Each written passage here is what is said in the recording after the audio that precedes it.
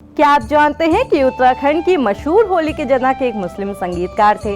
जी हाँ, एक मुस्लिम संगीतकार जिसने उत्तराखंड की होली में एक ऐसी ताल जोड़ी जिसकी धुन पर आज तक लोग थिरकते हैं। अब कौन थे ये संगीतकार और उत्तराखंड में कैसे हुई शास्त्रीय होली की शुरुआत, आइए जानते हैं। नमस्कार, मैं हूँ रक्षिता और आप देख रहे हैं खबर उत्तराखंड। उत्तराखंड की होली बस रंगों तक ही सीमित नहीं है, बल्कि यहाँ रागों से भी होली खेली जाती है।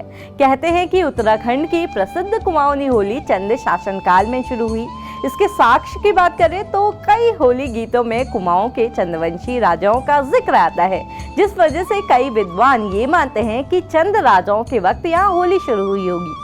कहा जाता है कि उत्तराखंड में चंद शासन के दौरान ब्रिज की कई टोलियां रासलीला करने अल्मोड़ा आया करती थी, जिनमें मुस्लिम कलाकार भी शामिल होते थे।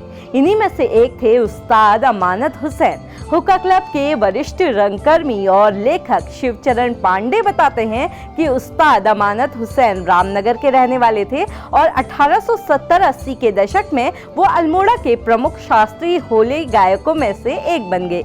उत्तराखंड में बैठकी होली ही शास्त्रीय होली होती है, जहां रागों से होली खेली जाती है। आपको जानकर हैरानी होगी कि बैठकी होली कुमाऊं में पौष के महीने से ही शुरू हो जाती है, यानी कि दिसंबर के महीने से। हारमोनियम और तबले के साथ शास्त्रीय संगीत की विधा में बैठकी होलियार होली गाते हैं।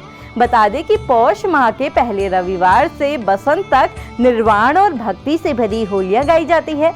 बसंत पंचमी से शिवरात्रि तक रंग भरी होलियों का दौर चलता है और फिर शिवरात्रि से होलियों में यौवन का रस भरना शुरू हो जाता है और छलड़ी तक श्रृंगार रस से भरे गाने गाए जाते हैं।